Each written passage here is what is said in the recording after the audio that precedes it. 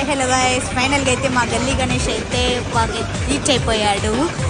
ఇంకా రేపటి నుంచి అయితే మామూలుగా ఉండదు, రచ్చ రంబోలు అయితే నెక్స్ట్ వీడియోస్ అయితే మామూలుగా ఎంటర్టైన్ అయితే ఉండదు. సో నా వీడియోస్ కనుక మీకు నచ్చినట్లయితే please do follow and support guys.